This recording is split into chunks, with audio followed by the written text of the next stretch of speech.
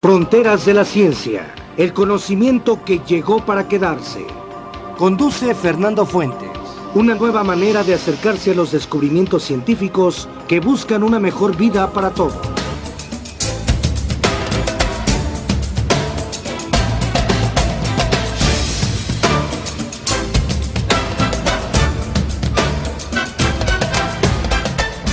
Buenas tardes, mi nombre es María Rosa Ávila Costa.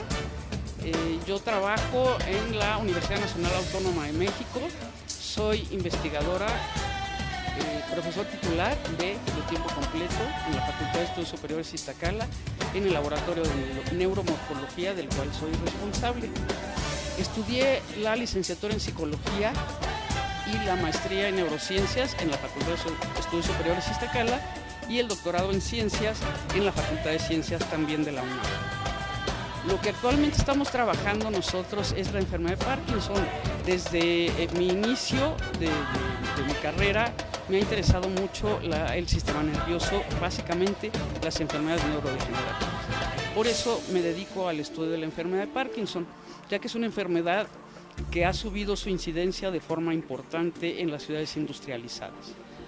Lo que estamos trabajando actualmente nosotros es un modelo experimental de la enfermedad de Parkinson producido por la inhalación de manganeso, de dos compuestos distintos de manganeso, en donde los animalitos inhalan este manganeso y después de determinado tiempo presentan los mismos síntomas clínicos y patológicos que presentan los enfermos de Parkinson.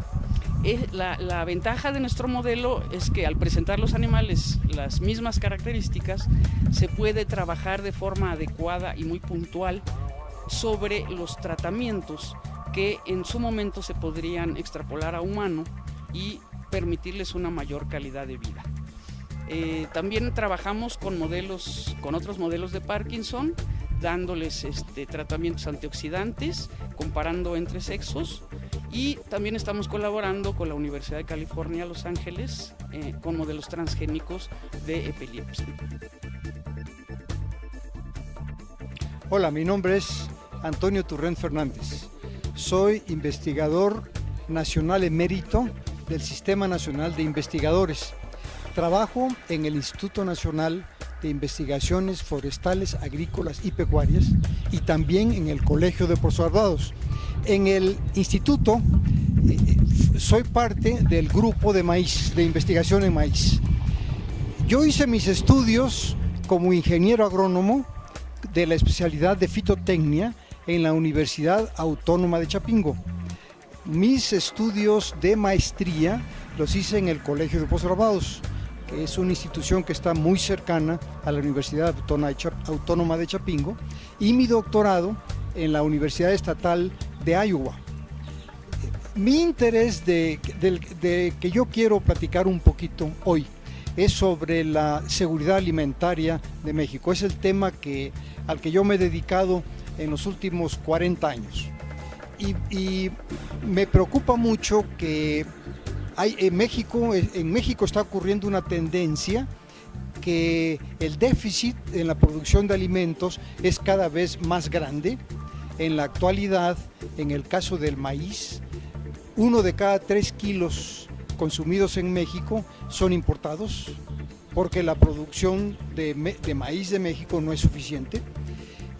Hay otros ejemplos como el arroz, como el frijol y como el trigo, en donde esto está ocurriendo y hay una tendencia a que ese déficit aumente. Si esto se prolonga como está y sin efecto del cambio climático, lo que ocurriría es que hacia el año 2025, o sea, ya está a la vuelta de la esquina, estaríamos importando el 50% de todo el maíz que consumimos. Esto es algo que no es aceptable, no puede ocurrir. El país tiene que cambiar. Tiene suficientes recursos. En mi opinión, el campo mexicano puede alimentar a una población de 150 millones de habitantes, que es mayor a la que seremos hacia el año 2050. Pero necesitamos atender mejor, manejar mejor a nuestros recursos básicos, el suelo, el agua, el clima, tenemos 31 millones de hectáreas de tierras de labor de un país de 200 millones de hectáreas. Y tenemos 1.530 kilómetros cúbicos de agua dulce.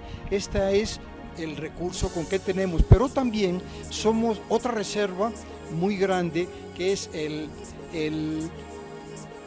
la de recursos fitogenéticos, principalmente del cultivo de maíz, donde somos centro de origen. Tenemos en la parte sur del país una reserva del orden de 9 millones de hectáreas de tierras que tienen calidad agrícola, pero que no las usamos como tal. Y también tenemos clima que en el ciclo otoño-invierno permitiría producir alimentos con, por ejemplo, maíz. Entonces, los recursos los tenemos, pero es necesario manejarlos, es necesario invertir de nuevo en el campo. Por ejemplo, para poder usar los recursos de agua que tenemos en el sureste, es necesario invertir en infraestructura hidroagrícola. Y porque ahí tenemos el 62% de todos nuestros recursos de agua dulce.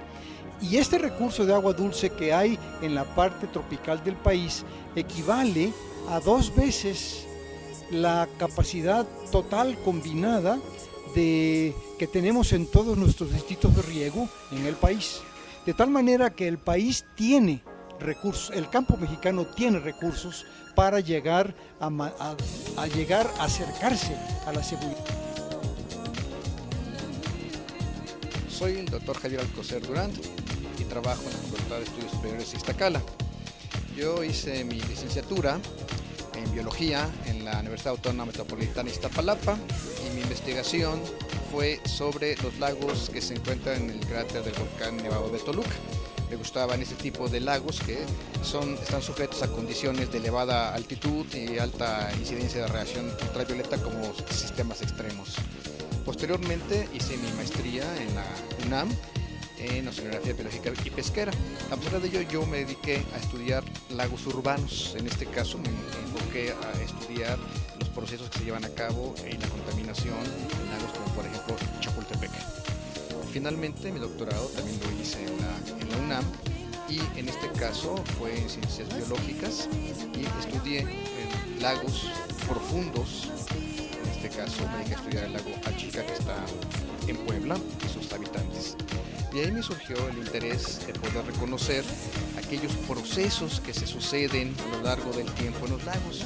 Y por ello, uno de mis intereses son los estudios ecológicos a largo plazo. En este caso, quizá el ejemplo más claro sea el de cómo se reconoció el cambio climático a través de llevar registros de la temperatura de muchos años. En esto se veía que la tendencia a largo plazo de la temperatura era ir ascendiendo. Bueno, este tipo de procesos también es factible de reconocerlos si hacemos un seguimiento continuo, un monitoreo de los cuerpos acuáticos, en este caso, que nos interesa ver hacia dónde se van dirigiendo.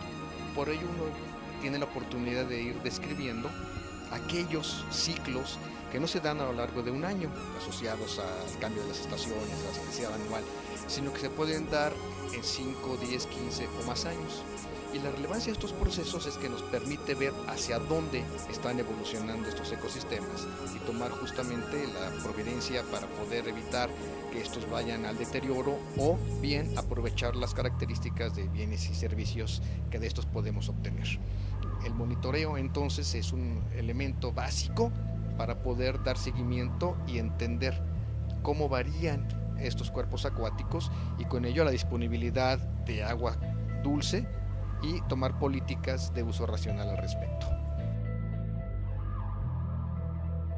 Mi nombre es Adriana Ganem Rondero, soy egresada de la Facultad de Estudios Superiores Cuautitlán de la UNAM, en donde trabajo desde hace 23 años.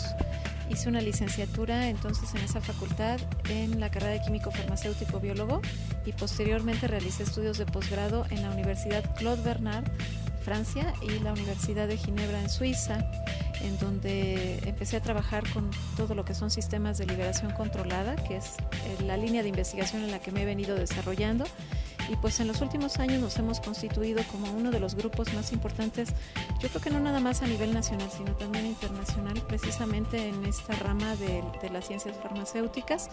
En la última década hemos venido trabajando en lo que son nanotecnologías, preparando sistemas acarreadores para distintos fármacos para tratar diversas afecciones. Los sistemas que hemos venido preparando de liberación controlada tienen como objetivo que el fármaco se vaya liberando en el organismo a una cierta velocidad, de modo que se logren reducir la frecuencia de dosificación, lo cual pues trae como beneficios que el paciente no tiene que tomar el medicamento con tanta frecuencia y además pues evitan algunos efectos adversos como fluctuaciones en la concentración del fármaco. Esto es muy benéfico, sobre todo cuando se tratan afecciones de tipo crónico. Y bueno, estos sistemas de liberación controlada además buscan llevar al fármaco al sitio blanco en donde se espera que actúe sin que se libere el principio activo y con ello pueda afectar otros sitios u órganos del organismo. Entonces, pues con todo ello se espera que este tipo de sistemas reduzcan, como lo he mencionado, los efectos adversos, y eso es particularmente importante en el caso de fármacos que actúan como antineoplásicos o todo lo relacionado con quimioterapia. Buenas tardes, mi nombre es José Luis Urrutia, represento a la empresa Quimifen de México y bueno, nosotros fuimos ganadores del Premio Mexiquense de Ciencia y Tecnología en su modalidad de pequeña industria. Y bueno, lo que quiero comentar el día de hoy es que, o mejor dicho, invitar a los empresarios, a los pequeños empresarios que estén metidos en temas de tecnología o que tengan negocios por desarrollar en el sector de tecnología, que se acerquen a los diferentes consejos de ciencia y tecnología o inclusive al mismo Consejo Nacional para que evalúen los programas de apoyo que existen actualmente, ¿no? Que son programas que te pueden apoyar desde el tema de inversión en infraestructura tecnológica hasta la adquisición o el incorporamiento de talento en sus operaciones.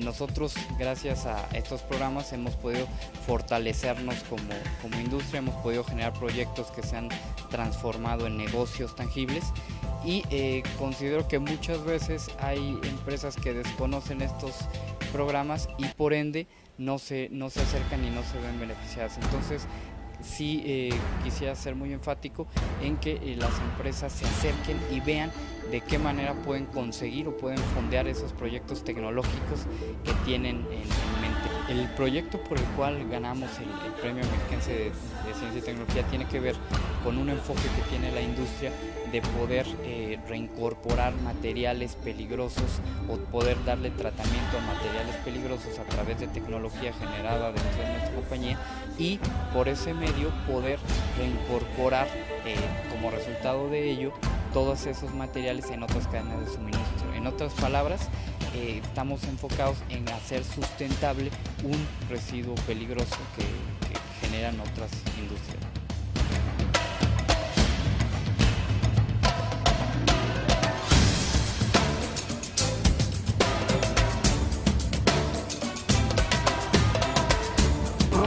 Fronteras de la Ciencia, el conocimiento que llegó para quedarse aquí, en el 620 de AM.